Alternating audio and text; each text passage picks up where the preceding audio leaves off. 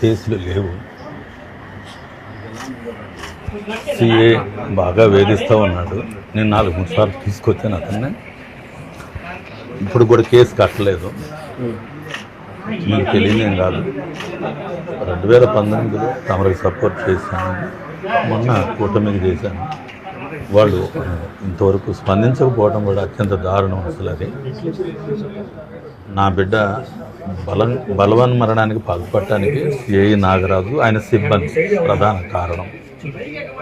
దీనికి కేవలం పోలీసులు పొద్దాకు వచ్చి వేధించడం వల్ల అయితే చనిపోయాడు అనుకున్నాను, కానీ దీని వెనకాల వాళ్ళు అతనికి ఇష్టం లేని పనులన్నీ చేయిస్తున్నారు. ఇది రౌడీ షీటర్స్ని పట్టుకురమ్మని, వాళ్ళ అడ్రస్లు ఇవ్వమని, ఇంకా రకరకాలుగా వాళ్ళ సొంత ప్రయోజనాలకు ఇష్టం వచ్చినట్టు వాడుకున్నారు. బూట్ షూ అక్కడ వేసి నువ్వు మాదిగొడియే కదా, నీకు కులవృత్తి ఉంది కదా, బూట్లు పాలిష్ చేయమని చెప్పటం, ఇదంతా వాళ్ళ సర్కిలే చెప్పారు నాకు. నేను చెప్పే మాటలు కూడా కాదు. ఆయన ఏదైతే వాంగ్మూలం ఇచ్చాడో, ఇది నేను మాదిగొడిగా పుట్టడమే తప్పైందని, ఎంత రోదన అనుభవించుంటే ఆ మాట అంటాడో నాకు తండ్రిగా నాకు అర్థమవుతుంది. తర్వాత అతని వల్లే హత్యా నేరం కింద గురి కాబడ్డాడు. కాబట్టి ఈ 2 సెక్షన్స్ బలంగా వచ్చేలా కట్టాలని న్యాయం కోసం నిలబడే విషయంలో ఉన్నానన్న. పెద్దవారు మీరు ఇప్పటికి 3 సార్లు స్పందించారు నా బిడ్డ విషయంలో. మీరు సాయికృష్ణ దగ్గరికి వెళ్ళినప్పుడు మాట్లాడారు, నిన్న కూడా బాగా మాట్లాడారని. మీరు నా బిడ్డకి న్యాయం చేస్తారని ఒక నమ్మకం ఉంది. ప్రభుత్వం కదలకపోవడం కూడా ఒక బాధాకరంగా ఉంది. ఎందుకంటే నేను మీకు కానీ బాబు గారు కానీ నేను తెలియనే కాదు, పట్టించుకోలేదు. ఏదేమైనా వాళ్ళని కేసు కట్టాలి, నా బిడ్డకి న్యాయం జరగాలి. ఈ కుటుంబం అంతా ఒక రకంగా చెప్పాలంటే మేము ఈ రోజుకి ఇక్కడే జీవిస్తున్నాం, ఎంత రాష్ట్ర నాయకుడైనా కూడా. కాబట్టి తమరు ఎంతవరకు మాకు న్యాయం చేయగలిగితే అంతవరకు చేయండి. నా బిడ్డ విషయంలో నేను కల్మషం లేకుండా నిలబడతాను. మీరు స్పందించినట్టుగా మన టీం మొత్తం కూడాను దాదాపుగా 10 రోజుల మట్టి ఇక్కడే ఉంటున్నారు. వైఎస్ఆర్సీపీ నాన్నగారు హయాంలో మేము ఆర్ట్ కాలేజీలో పెద్ద మీటింగ్ పెట్టాం, కేసు బాబు మేము. తర్వాత మేము ఇప్పటికి కూడా మీరంటే మాకు గౌరవమే. ఏదో మన వర్గీకరణ విషయంలో కొంచెం నేను అట్లా వెళ్ళినా కూడా 2000 నేను వచ్చి కలిశాను. నేను 2019లో తమరికి నేను మద్దతు కూడా ఇచ్చానన్న. వాళ్ళకి కూడా మీరంటే మాకు మంచి అభిమానమే. అదే వర్గీకరణ విషయంలో కొంచెం మేము అట్లా వెళ్ళాం. ఏదేమైనా మేమంతా పేదరికంలో వాళ్ళకి ఇక్కడే జీవిస్తున్నాం కాలవగడ. మేము డబ్బులకి కక్కుర్తి పడలేదు. నా బిడ్డ కూడా అంటారు కానీ ఏదో తెలియదు టైంలో పెట్టారు. 8 ఏళ్ళుగా అలాంటివి లేవు. పోలీసులు దీని వెనకాల పెద్ద పెద్దోళ్ళు ఉన్నారనేది నాకు అర్థమైంది. వాటిని దాటి మాట్లాడగలిగే శక్తి మీకు మాత్రమే ఉంది. మే 21న జరిగింది. ఇంతకుముందు 2-3 సార్లు సిఏ నాగరాజు కొడతాడానంటే నేను వెళ్ళి తీసుకొచ్చాను. ఏదో అల్లరి చిల్లరగా జరుగుతాయేమోలే అనుకున్న 2-3 సార్లు మల్లాది విష్ణు గారితో కూడా చెప్పి నేను ఆ రౌడీ షీట్ అనేది పక్కన పెట్టించాను. ఎటువంటి 12 ఏళ్ల కిందట ఉండేవి, 8 ఏళ్ళకి ఏమి లేవు. ఆ 4 ఏళ్లలో కొంచెం మార్పులు చేర్పులు చేసుకున్నాడు. 8 ఏళ్ళగా ట్యాక్సీ దొరుకుని బతుకుతున్నాడు. గవర్నమెంట్ నుంచి నేను తెచ్చిన కారు ఉంది, బ్రతుకుతున్నాడు. 40 సంవత్సరాలు. కొత్త కేసులు ఏం లేవు. 8 సంవత్సరాల నుంచి ట్యాక్సీ నడుపుకుంటున్నాడు. అసలు ఎటువంటి కేసులు లేవు. ముందు ఏదైనా ఉంటే చిన్న చిన్న కేసులు.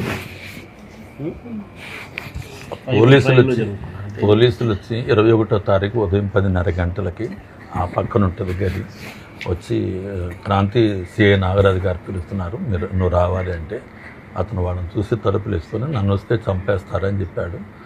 నువ్వు వచ్చినా రాకపోయినా జరిగేది అదే అని చెప్పేసి చాలా బలంగా వాళ్ళు చెప్పడంతో అతను పురుగుల మందు తెచ్చుకొని గుళికలు తెచ్చుకొని తాగాడు. తల్లి ఏడుస్తుంది, తలుపు తీయనానా అంటే 1 గంట తర్వాత ట్యాక్సీ సొంత ట్యాక్సీ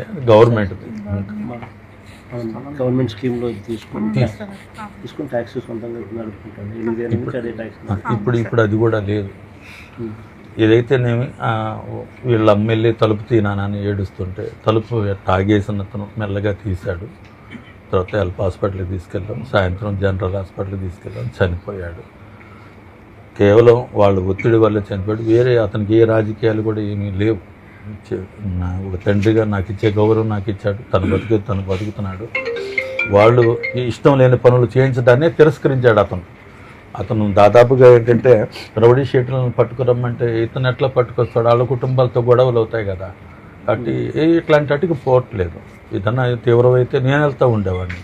అట్లా అంత లేదు అనుకున్నాను. తర్వాత చూస్తే ఈ సాయి కృష్ణ అని అతను కూడా చంపబడ్డాడు కదా, అదే తరహాలో ఇతను కూడా భయం పట్టుకుంది. ఎందుకంటే వాళ్ళు ఇష్టం లేని అంటే ఇప్పుడు ఆదివారం వచ్చి సంతకం పెట్టాలంటారు.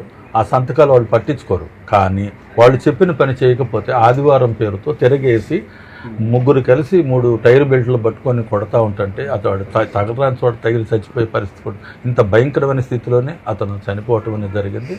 మరి నేను కేసు పెట్టి కూడా నెల 8వ తారీఖు నాడు పెట్టాను. నేను ఇంతవరకు ఆ కేసు కట్టింది కూడా లేదు ఇప్పటి వరకు కూడాను.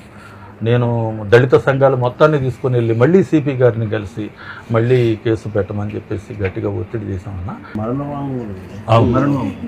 మరణవాంగ్మూలంగా వీళ్ళు అసలు దాన్ని ట్రీట్ కూడా చేయడం. 8వ తారీఖు అందించిన కంప్లైంట్కి ఈ సెంటర్ నార్త్ ఏసీపీ కాబట్టి తీసుకున్నాను సార్. సపరేట్గా దీని మీద అసలు ఎవరు ఏం పట్టించుకోవాలి సార్. నా బిడ్డ 2 మాటలు చెప్పాడన్న. నేను మాదిగ కులంలో పుట్టడమేనా నేను చేసిన తప్పని తమరినే ఉంటారు. రెండోది, నన్ను బలవన్మరణానికి పాల్పడటానికి సిఏ నాగరాజే ఈ ఆత్మహత్య చేసుకోవడానికి కారణం అని చెప్పారు. ఈ 2 కేసులు బలంగా కట్టాలి. సిబిఐ విచారణ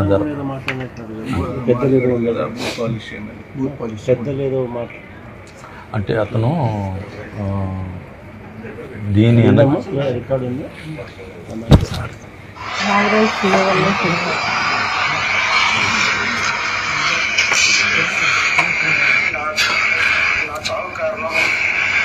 కృష్ణారాజు గారు నేను మాది పట్టుకోకూడదు, తప్పైపోయింది. నన్ను వేటాడి ఏడుస్తాను. గత 3 నెలల నన్ను కొడుతూనే ఉన్నారు. నేను ఇంక బతకలేకపోతాను. నా చావు కారణం కృష్ణారాజు గారు.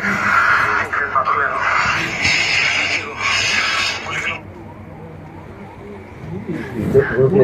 అన్ని వాళ్ళ అమ్మగారికి చెప్పేవాడు సార్. 3 నెలలుగా తిరుగుతూ ఉన్నప్పుడు ఇంట్లో 3 నెలల నుంచి కొట్టేవాళ్ళు అని చెప్పి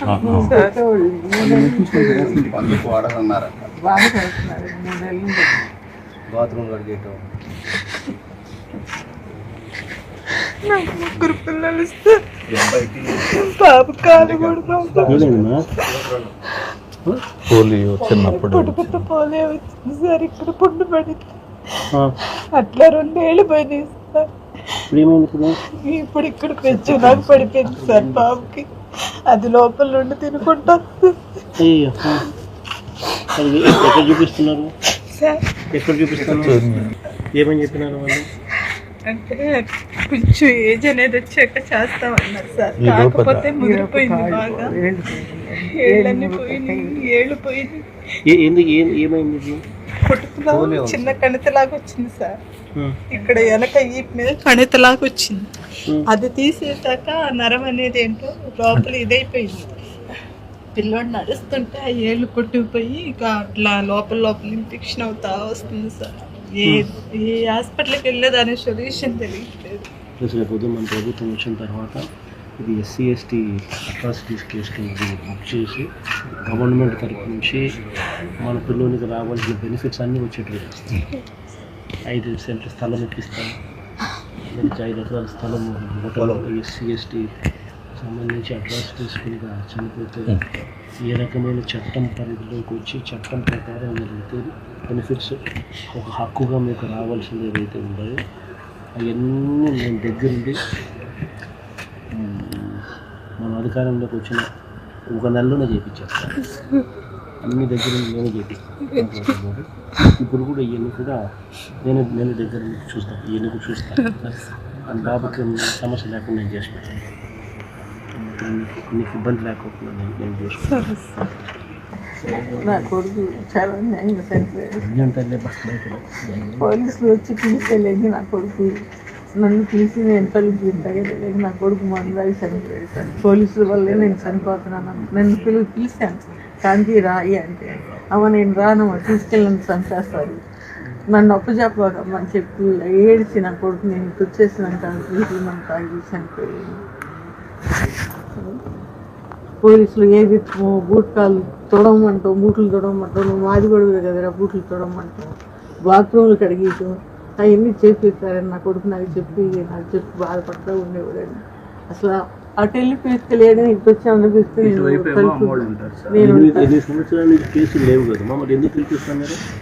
అంటే పాత కేసులు అయ్యే ఉన్నాయి అని చెప్పి పిలిపిస్తారు. వాళ్ళ అవసరాలకి వాడుకోవటం కోసమే పిలుస్తారు. గంజాయి అమ్మంటాము, గంజాయి అయ్యి అమ్మంటాము, ఆయన పనులు చేయమంటాము, పిల్లల్ని చేస్తూ ఉంటారండి. అది భయపడి వెళ్ళకుండా ఉంటారు, వెళ్ళకపోతే తీసుకెళ్ళటం కొట్టడం.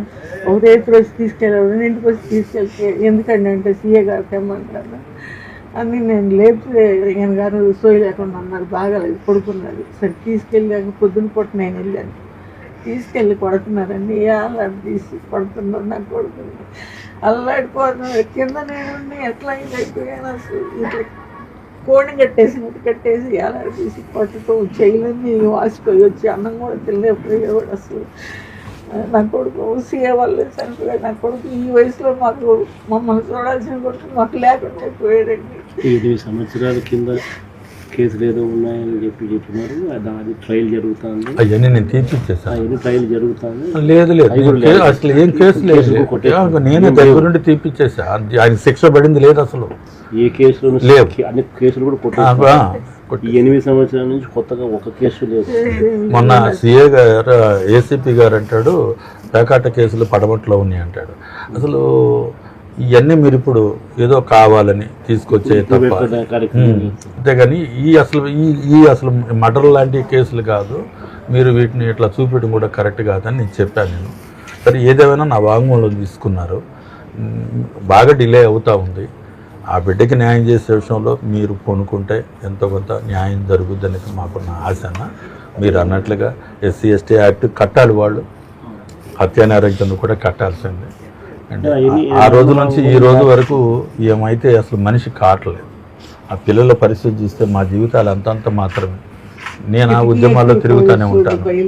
పైనుంచి పిలిచేవాళ్ళండి, రాగాంధీ అంటే వెళ్ళనని సందర్భమని చెప్పి నా కొడుకు మాకు లేకుండా అయిపోయాడండి. మమ్మల్ని బతికించాల్సిన కొడుకు లేకుండా అయిపోయాడు. ఒక్కడే కొడుకు, అప్పుడు వీళ్ళిద్దరూ నాగరాజు వాళ్ళు చనిపోతున్నారని బాధలు చెప్పాడండి నాకు పిల్లడు. అసలు పోలీస్ స్టేషన్ నా కొడుకు చనిపోయాడండి. అసలు సీఏ నాగరాజు వాళ్ళు నా కొడుకు చనిపోయాడు. మీరు వచ్చారు, చాలా ఆనందం, మీరు వచ్చి సంతోషపెట్టారు. మమ్మల్ని మీరే మాకు న్యాయం చేయండి. వచ్చారు